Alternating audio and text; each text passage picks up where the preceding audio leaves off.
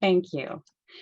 So, Reyna Grande is an award-winning author of fiction and memoir, and she has a book coming out this year called Somewhere We Are Human. I found out about her from a tutor and learner who are reading her book together.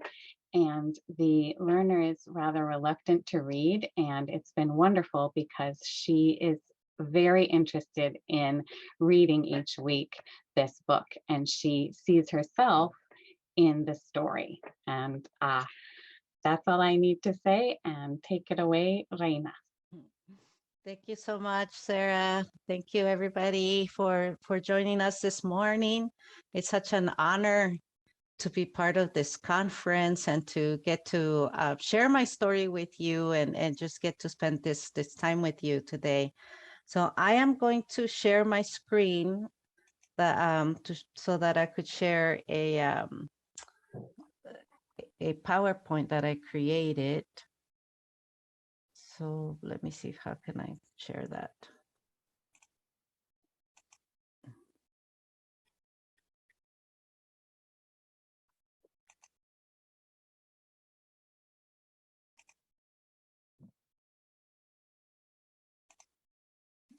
Okay, there you go.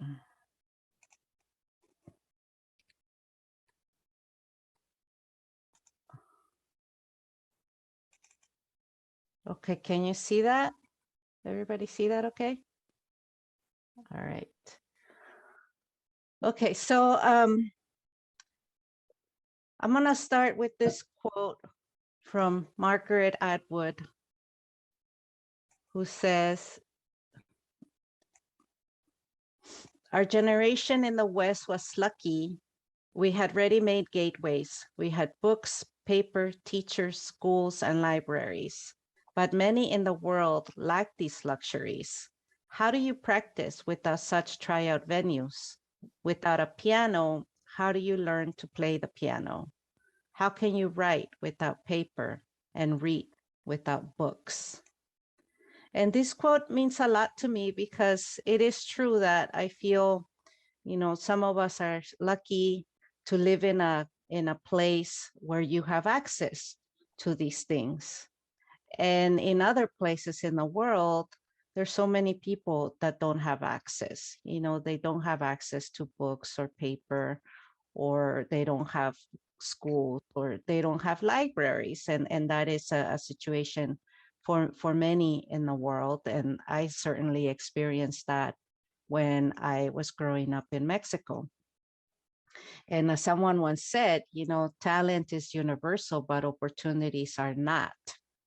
And I know that if I hadn't had the opportunity to have access to books, thanks to my public library, I would have never discovered that I had talent as a writer. And I would have never become a writer, because in order to become a writer, you first have to become a reader. And in order to be a reader, you have to have access to books. One of those things that I think about, I'm constantly confronted with that realization that I might have never have become a reader if the circumstances hadn't changed for me, and if I hadn't had those opportunities.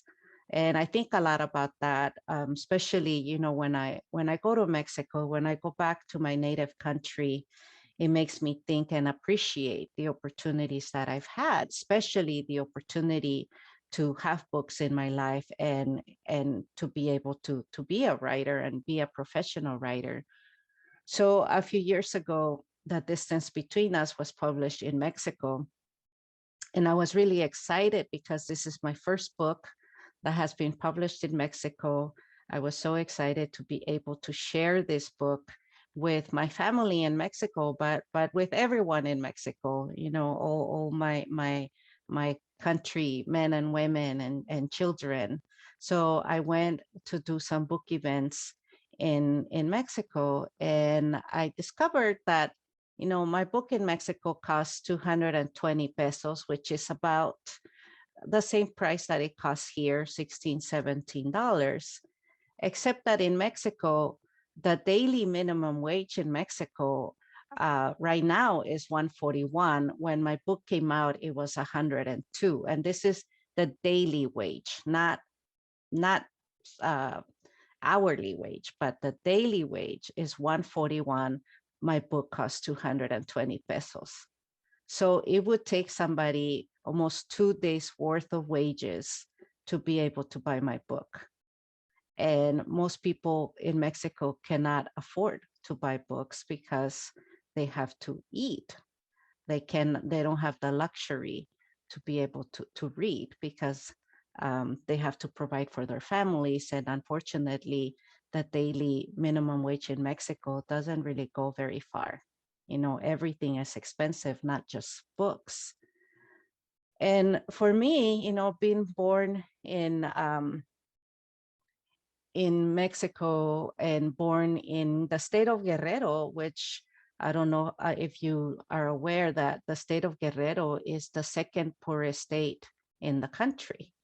Um, so many people in this state live in poverty or extreme poverty. And, you know, some of them, even to this day, still don't have access to running water or electricity. And when I was born in Guerrero, I was also born in poverty. My family was very poor. And because of this poverty, we didn't really have much access to education, let alone access to books. When my father was in third grade, he was taken out of school and put to work. So my father started working since he was 9 years old. And then when my mother finished sixth grade, she was also put to work. So she didn't have the opportunity to go beyond an elementary school education. So neither of my parents really had the opportunity to develop a love of literature because they just couldn't afford to. So they were never exposed to reading and they didn't have access to books. So growing up, in these circumstances, my siblings and I were also limited in terms of our opportunities. And I knew from an early age that what awaited me was also, you know, not really having the opportunity to get much schooling. I knew that as soon as I got old enough, I was gonna have to start working. My sister started working when she was 12. And so this was a situation that so many of us grow up in, you know, especially in impoverished countries or areas where there's just not a lot of opportunity. And because of this, this poverty and the lack of jobs and the lack of resources and opportunities, both of my parents had to immigrate. And they both came here to the United States to look for work. And my siblings and I were left behind in Mexico to suffer, you know, not just this poverty that we were living in, but also suffering from family separation, the trauma of growing up without our parents, and the fear too. You know, I often describe my childhood as a childhood full of fear because we were afraid that our parents wouldn't come back for us. You know, we were afraid that our parents would forget about us or that they would replace us with US born children, which happens a lot. So we were very fortunate though, because when I was 9.5, I was going on 10, my father did come back. And I consider myself very fortunate because I know there's so many children in this situation whose parents don't come back. You know, if you think about so many of the unaccompanied minors that come to the border, a lot of them have come out of that desperation because they've been waiting years for their parents who don't return for them. And many times it's not because the parents don't want to come back, but because they can't. Um, and so for me, I never forget, you know, that I need to be grateful about the fact that my father did manage to return for his children, and he brought us to Tijuana, hired a coyote, and my siblings and I had to run across the border in order for us to finally have a chance to have a family. So this is how our life changed for us. You know, we crossed this border and we began a new life in the United States. And we finally had some things that we hadn't had before, including shoes. We finally had, you know, a home. We had luxuries such as running water and electricity, but also we had opportunities that we hadn't had before. And of course, you know, life is never perfect. As an immigrant, especially as an undocumented immigrant, you still continue to face a lot of challenges. And the challenges that we face, not just the physical barriers, you know, the physical borders, like the geographical borders of the crossing the U.S.-Mexico border, but also we had to face other borders, other barriers, like the cultural barriers or legal barriers, because we were undocumented. We had to face economic barriers because even though we weren't as poor as we were back in Guerrero, you know, we were still low income. My father and was a maintenance worker, and my mother worked at a factory. So we were still working class, and my siblings and I also had to deal with the language border because when we arrived, we didn't speak any English. But there were also borders even within our family that had been created by our separation of 7 years. And, you know, and that's one of the things that we don't think about the immigrant trauma and the lingering trauma, and also families who have been separated for so long. Once they're lucky enough to put themselves back together, you know, the dynamic is very different, and both parents and children are dealing with trauma. So my siblings and I had many things to deal with. And when I started school in the United States, it was a very traumatic experience for me. My school, unfortunately, was not prepared to deal with the needs of its immigrant children. And they didn't really have resources. They didn't have properly trained teachers. And they didn't have, you know, bilingual education or ESL. It was just a English only situation. And so when I started fifth grade in Los Angeles, it was an English only classroom.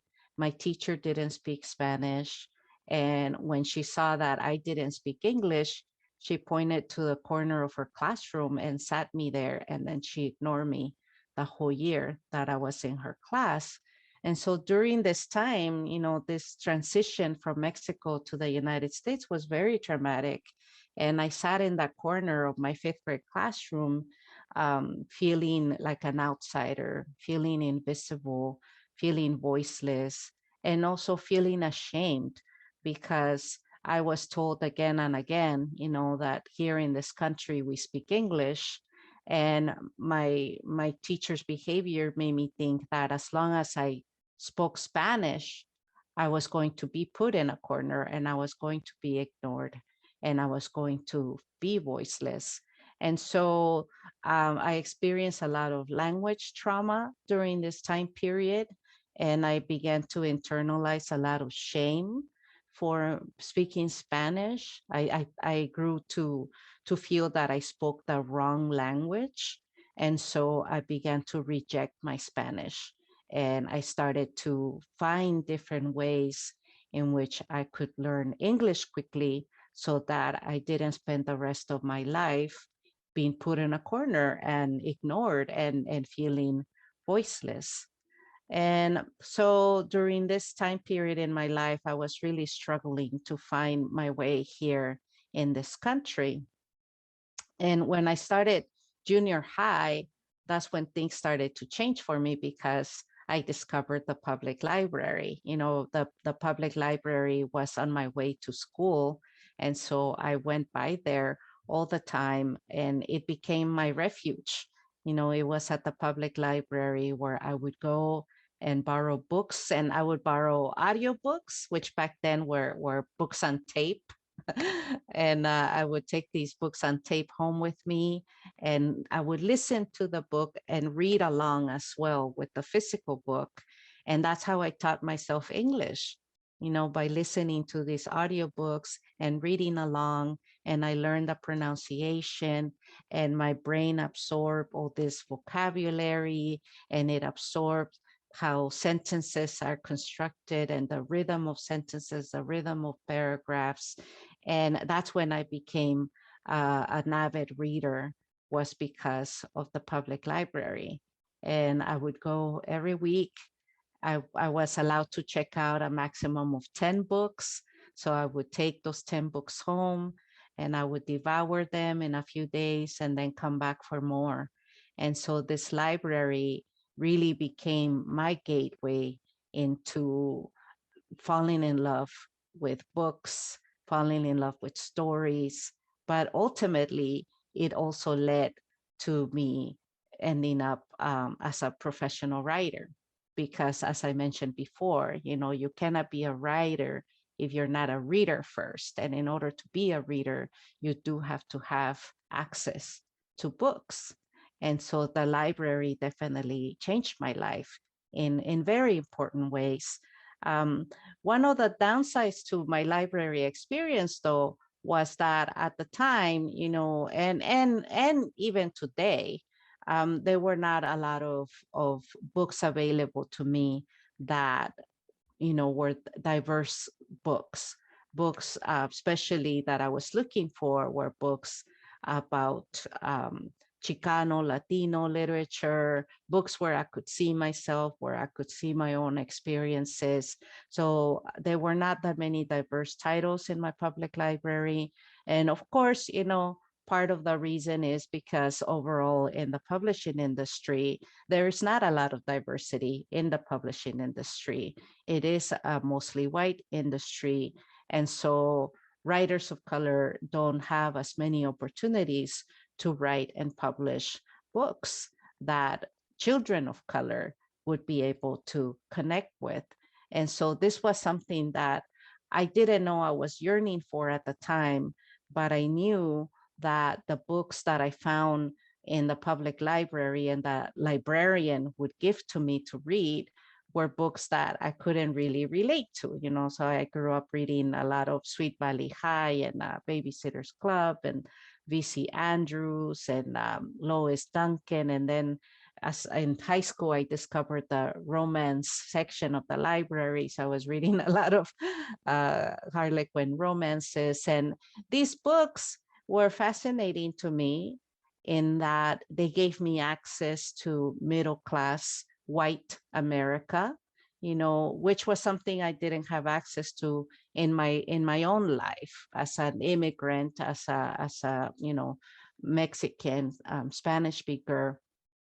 But at least with my library card, I was able to have access to white middle class America and to be able to see the experiences of others and see the world through their eyes. But I started to wonder, where am I? Where am I in these books? Why don't I exist in literature? And so even in literature, as much as I love to read, I also felt at times like an outsider. And this is something that is very true for children of color who don't have a lot of access to books that represent their experiences, because as you know, books can be either windows or mirrors. And unfortunately, children of color, because they're not enough diverse books, many of us end up always looking through windows. And what happens when you're always looking through windows is that then you do end up always looking, you're always on the outside looking in. And so you feel like an outsider in literature. And that is what happened to me. So one of the things that then pushed me to become a writer was not having access to books where I could see myself, and me having that yearning to be able to see myself in a book. And as Toni Morrison once said, if there's a book you really want to read, but hasn't been written yet, then you must write it. And I took that to, I took that sentiment, um, and I began to explore that idea of maybe I had to write those books that I was yearning for. And that is what I set out to do in my journey as a writer. I have been published for 16 years now, and every book I have written has been a book that I had wanted to read, but I hadn't found it. And so I set out to write these books, as Toni Morrison said. If there's a book that you want to read and you cannot find it, it hasn't been written, then you do have to write it. So I went out and I did that. And I have been very fortunate to have had these opportunities to write my stories, publish my stories. And to me, every book that I have written has been equal parts an act of rebellion and equal parts an act of celebration, because it's an act of rebellion in that, living in US society, many times, as I shared earlier about my experience in elementary school, I have been pushed into a corner. I have been made to feel that I cannot take up space, that I should be invisible, that I should be voiceless, that I should keep my story as an immigrant to myself. And writing these books and putting my stories out there into the world is my way of rebelling against that idea that as an immigrant, that I need to be invisible in this country. And so my books have turned into celebration, celebration of the immigrant experience and the immigrant spirit. And that is what I try to do. And also, to give these books to other people of color who want to see themselves in a story. And that is my way of giving them those mirrors that they need. So I know I'm not the only writer that has been, whose writing path was laid by the public library. There's so many other writers. I'm always talking to writers, and many of us, that's the one thing we have in common, is that we became writers in part because of our public libraries. So one of them is Sandra Cisneros, who has been very outspoken, very, she's constantly talking about the way the public libraries changed her life. So I just wanted to share this little quote with you, where she says that, I always tell people that I became a writer, not because I went to school, but because my mother took me to the library. And I wanted to become a writer so that I could see my name in the library card catalog. And to me, that's such a beautiful sentiment. So I want you to think about the work that you do, and how you impact so many lives. And sometimes you don't even know, you don't even know all these children that are coming into the library, how many of them are gonna grow up to become writers because they had that opportunity to come to the library, to check out books, and to hopefully, find books that they could relate to and that they could see themselves in. So this is something beautiful that I do want to say how grateful I am, and not just me, but so many other writers whose lives have been made better because of access to a public library. And I think that it's important, for us to continue to push for more diverse literature, more multicultural literature, because it is important to give our children that opportunity, where they could read stories that allow them to see the world through different eyes, to see the world through somebody else's eyes will help them to learn how to build a stronger community. It will help them to foster, more empathy, which is really, really greatly needed in these days. And also it will help them to learn how to push back against biases and prejudices. And so this is why, to me, it's so important that in libraries, that we do make that effort, that, to have more multicultural literature and to be able to give access to children so many different books that will allow them to see the world differently and to learn more about each other in order for us to have a stronger, more united community and be able to push back, against the injustices that we see happening in this country and in the world. So thank you so much for everything that you do for our communities. And thank you so much for celebrating books and literature and for inspiring our children to keep reading and to keep seeing how stories have the power to tear down walls and to build bridges between us. Thank you.